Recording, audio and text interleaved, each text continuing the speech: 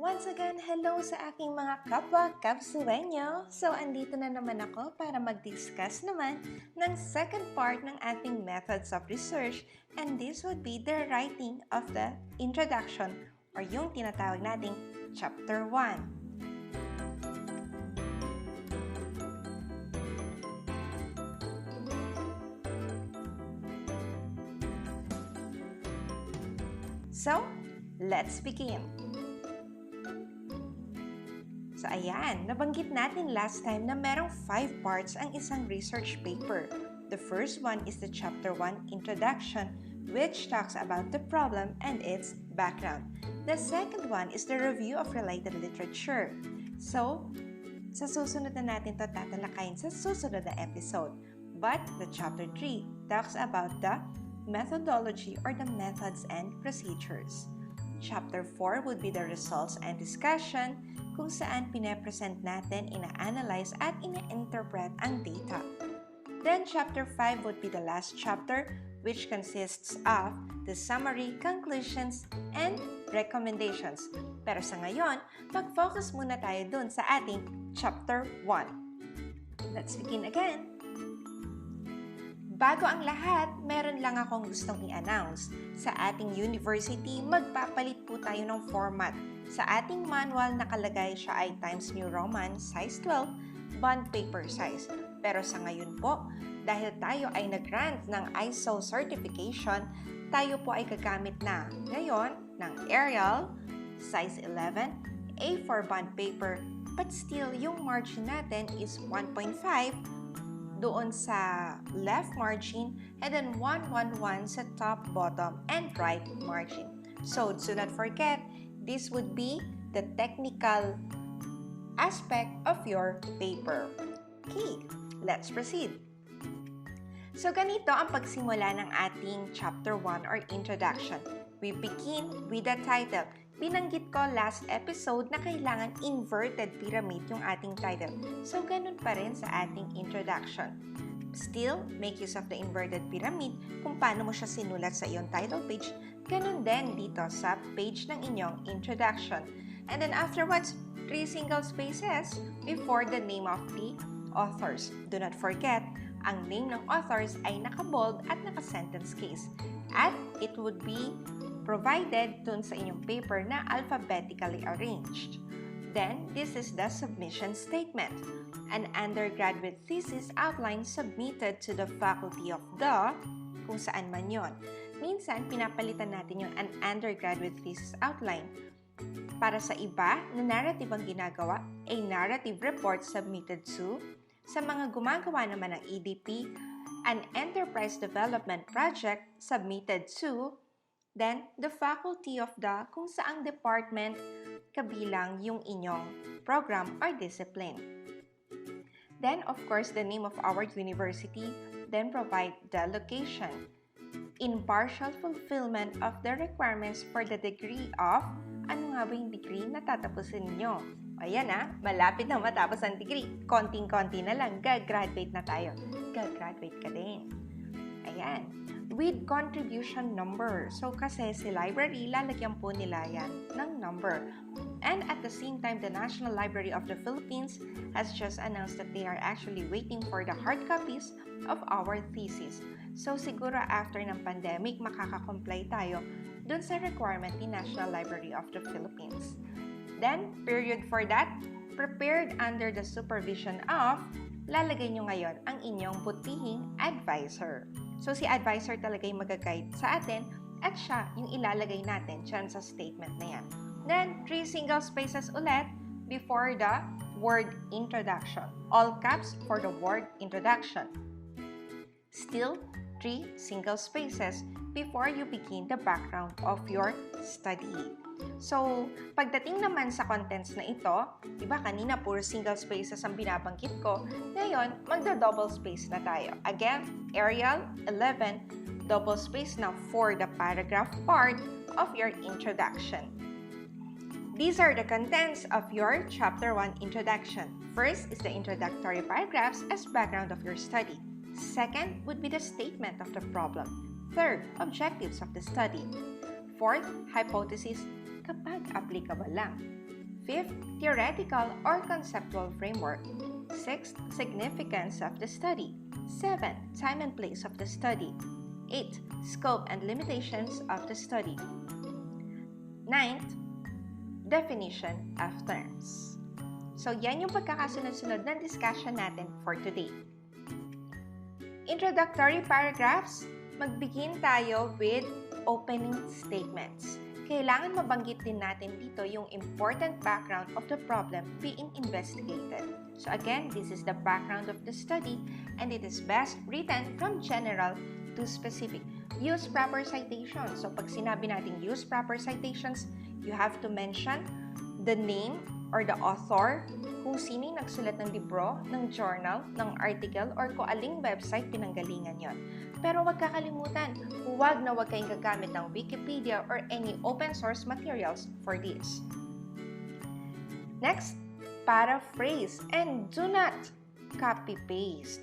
Huwag tayong mag-copy-paste. All your advisors now have their Turnitin accounts. So, yung Turnitin, pwede niyang i-check yung plagiarism level ninyo. So, dapat 20% lang or below para maging acceptable ang inyong research. Ang tawag doon ay similarity index. Don't go beyond 20%, otherwise, your paper is very much of a quality na mababa lang kasi nagka-copy-paste lang kayo. Okay? Don't forget that. Now, this is how you write the background of the study. So, may binanggit tayo, opening statements. Sabi natin, general to specific. We are going to make use of this inverted triangle para magabayan tayo sa pagsulat ng ating background of the study. Let's begin with the worldwide or general concepts. In general, ano bang sinasabi sa topic na to? Sabi ni ganito, sabi ni ganyan, yung topic na to ay ganito. Ano daw? Okay, but anyway, we're talking about worldwide or general concepts. Second, you can talk about the laws or issues or concerns about those concepts. Pwedeng positive, pwedeng negative, pwedeng iba't ibang concerns ng iba't ibang tao. Then third, the concept in the Philippine setting. How about pagdating sa Pilipinas? Kamusta naman ang scenario na yan in the Philippine setting? Then, we provide the research gap. So, ano nga ba yung nawawala sa research? Ano ba yung kulang sa mga researches? Madami na ring researches na nagtatackle about that topic. Pero, meron pa bang kulang? Kung anong kulang na yun, baka pwedeng punan ng study mo. And then, before you go to the part where you will mention the title of your study. So, nagiging specific siya. From general down to specific. Okay, so bigyan natin ng halimbawa. This would be the latest that we have done for the past few weeks. Okay, so ito yung mga nagawang study. Awareness, acceptability, and perception of the vision, mission, goals, and objectives of a particular university. So, yung general concepts ng VMGO. So, ano yung VMGO? Ano ba ang vision? Ano ba ang mission? Ano ba yung goals? Ano ba yung objectives? And then, you can provide different issues about the VMGO. Naa-align ba ito sa curriculum? Gaano ba ito ka-importante? May value bang pag-aralan ang VMGO? Nagre-revise ba ng VMGO ang mga universities? Then, paano naman pagdating sa Philippine setting? So, meron tayong specific na organization dito na nag-check ng VMGO ng school. So, you can mention that organization. What are the university practices in order to revise or revitalize yung ating VMGO? Then, what is that research gap? So, medyo, pag nag-search ka kasi ng VMGO, iba't ibang universities makikita mo, pero yung sarili mong university, wala. That can be a research gap. There's an absence of related research in that particular university. Then, papasok ngayon ng study mo. Kasi sa iba meron. Sa atin wala. Now, I will be the one to start this kind of study. So, you are now filling that kind of gap. Another example, challenges in teaching and learning literature. My students know this because they were the ones who participated in this study. Perspectives from teachers and instructors. So, we begin with general concepts of teaching literature. Next, general concepts about learning literature. Then, issues in learning. But ibang issues, pwedeng sa ibang bansa ito. Sabi nga natin, worldwide to, di ba?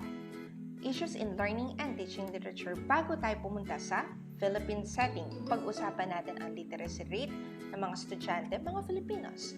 Then, we can provide also the statistics on the teachers with literature major. Then, what is again the research gap? So, there is a need to improve the syllabus kasi kailangan mapataas natin ang literacy rate sa Pilipinas. And then now, your study will fill the gap. By knowing the challenges in teaching and learning literature, matatarget mo pala, mapipinpoint mo kung bakit nga ba mababa rin ang literacy rate. From there, kailangan mo siyang mapataas. So, kailangan makagawa ka ng interventions for it. Malalaman mo lang interventions mo at kung paano mo siya mapataas kung makita mo yung challenges kung magagawa yung study na to. Therefore, may importance din ang study na to. Next, another example. This may be psychology related or social sciences related. Factors affecting family relationships. Pwede pa tong mas maging specific, pwede pang madagdagan tong title na to. So we begin with general concepts of family. We provide different issues in the family. Then we go into the Philippine setting. We can provide statistics on broken families, number of families having problems, children who are separated from their parents or their family members. Then what is the research gap? Kahit maraming pag-aaral tungkol sa mga family relationships or factors that are affecting family relationships, pero walang proper solutions or walang proper interventions. What if in a particular community, talagang maraming affected dyan? So you can have a study for that particular community and your study would be filling in the gap by also providing the solutions to such problems. Another, IT-related or CS-related. Development of an online system to conduct the student evaluation for teachers. So, let's begin with the general concepts of student evaluation. From the student evaluation, gaano ba siya ka-importante, gaano ba siya ka-vital in the teaching-learning process. Yan, so, we are providing the general concepts. Then, you also give the different issues. What are the problems being encountered when it comes to student evaluation? So, madaming magsasabi, kasi numerical, kasi once lang ginawa. So, hindi gauge agad ng performance ng teacher yung isang beses na student evaluation. So, there are different issues that you can provide when it comes to this topic. Then, how about in the Philippine setting? Gaano ba yan ka-importante for Filipino teachers? So, pwedeng sabihin because that is part of the IPCR or the Individual Performance Commitment Review ng isang teacher. So, pwede rin sabihin, meron siyang ganitong percentage, part siya ng retention ng isang teacher. So, pwede pong mabanggit, maski yung mga organizations in the Philippines who are monitoring the performance evaluation of the workers or the employees. So, you can also mention Civil Service Commission here. Then, what is the research gap? So, because of the pandemic, parang kailangan mag-shift tayo from paper na pag-evaluate ng teachers into online evaluation of teachers. Then, now, your study can fill that gap because you are providing an online system from a previous one na paper and pencil po na pag-render ng evaluation. I know, medyo mabilis kasi kailangan talaga pagdating sa video editing, kailangan bilisan natin. Then, letter B, we go to the statement of the problem. It may be written in declarative statements or interrogative statements which need to be answered by your research. So, meron tayong tinatawag na STEM. Yung STEM, this would be the first sentence na nilalagay natin prior the listing of the objectives or the problems. So, example, this study generally aims to find out what are the awareness, acceptance, and perception of the students. Para siyang repetition ng inyong title. And then, the second sentence, naka-indent po yan. Specifically, this study will answer the following questions. Then, colon. So, dahil sabi natin questions, pwede siya mag-start sa W or the H question. So, who, what, where, when, and then how or why. Okay. Pero mas maganda kasi kung rekta tayo. That's why we provide the objectives of the study. So, mas rekta po kung ano yung gusto mong ma-attain na objective here. So, the objectives of the study consists of general objectives and specific objectives. So, kanina kung merong STEM, ganun din dito sa objectives of the study. This study would like to find out sa awareness, acceptability, and perception of the students or stakeholders and the vision, mission, goals, objectives of a particular university. Specifically, the study aims to, okay, don't forget, base form of the verb. Walang ing dito. Kasi nga, gumamit tayo ng infinitive na to. So, kapag gumamit ka ng to, base form of the verb. For example, to determine the awareness. To identify. To provide. Okay. So, wala tayong S doon, walang ing. Base form of the verb ang gagamitin natin. Pero huwag kayong gagamit ng to know. To know, to know, to know, to know. Medyo ano siya, lower thinking skills siya. Dapat higher order thinking skills tayo. Kasi kung ganun lang kababa ang inyong objective, bakit pa kayo nagre-research? Kung to know lang naman pala ang gusto nyo gawin sa study nyo. Next is hypothesis. The research hypothesis can be defined as a clear, specific, and predictive statement that states the possible outcome or outcomes of a scientific study. So, nabanggit natin, scientific study, ibig sabihin, quantitative aspect po ito, pwede tayong merong ihula. So, the design would be in a quantitative. So, meron tayong null and alternative hypothesis at diniscuss na yan sa inyong statistics subject. So, dapat mabalikan ninyo ang inyong statistics subject, yung mga notes nyo, yung mga handouts nyo. So, ito yung example ng ating hypothesis. There is a significant difference between the awareness, acceptability, and perception of the external stakeholders and internal stakeholders. Or there is no significant difference. Okay. Merong positive, merong negative. Then, letter E, we proceed with theoretical or conceptual framework. Okay. Sa mga IT students, they do the input process output. Some social sciences would also dwell on input process output. Pero merong iba na strict sila from a theory sasangaang conceptual framework. May mga theories kasi na may mga graphics or may mga designs. So, yun yung gagamitin natin for theoretical framework. At napaka-importante ng theory pagdating sa mga researches. Kasi sabi nila, yan daw ang puso ng inyong research. The conceptual framework is showing how it will work in your study, how the independent and dependent variable play with one another or affect one another. So, ito naman yung application ng theory natin. Meron pa rin itong visual representation of the study. Then, we go with the significance of the study. This is written in paragraph form for the introduction and also for the listing of the different significances. So, this must be able to convince the panel the importance and usefulness of the results to concerned stakeholders. So, ang gagawin natin for the significance of the study, unang mga salita, isa lang siyang phrase. Then, period. That would be the recipient of the significance of your study. Yung tawag natin beneficiaries, di ba? So, for example, local government units.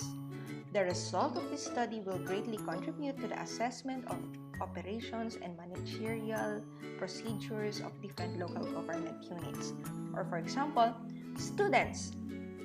This study will be very beneficial to the students because it will contribute to the development of etc. Okay. Then, we go with the time and place of the study. This is also written in paragraph form. It states the month and year that the study will start and end. And it also includes the places where the study will be conducted. For example, this study entitled Development of an Online Student Evaluation for Teachers was conducted at our university from, let's say, November 2020 up to March 2021. So even if it's just a one sentence, it is still written in paragraph form. Then the scope and limitation of the study. For the scope, what will be covered by the study or investigation such as parameters, criteria, and also the statistical tools. Okay, so you have to mention here the coverage of your study. But for the limitation, you are going to mention that even if your scope is this big, you are still limited to a sample size of, or you are limited to this kind of community only, or you are only limited to a particular sampling strategy. Last would be the definition of terms. So we have two types of definition. We have the operational definition, which is how the term is being used in the study. And we also have the general definition, which is the meaning of the term as written in various general references. It is arranged alphabetically, and the term is in boldface. So here, for example, ODL in an operational definition, so how it was used in the study. It is a design used in the Department of Education in the city of Dasmariñas, which cater to But a general definition of ODL would be an acronym which stands for Online Distance Learning. So what will we do when it comes to definition of terms? Are we going to use operational or are we going to use the general definition? It actually depends on your study as to how you really use it. If you are using that term on a general aspect, then provide a general definition. But if that term is being used operationally or different in your study, then you have to provide the operational definition. Okay. And that ends my presentation for Chapter 1, Introduction. Watch out for my next episode, which will deal on the review of related literature. So, up next na po yan. Antabayanan niyo po. At ako pa rin ang inyong instructor in research. I'm Abigail Gomez. Bye!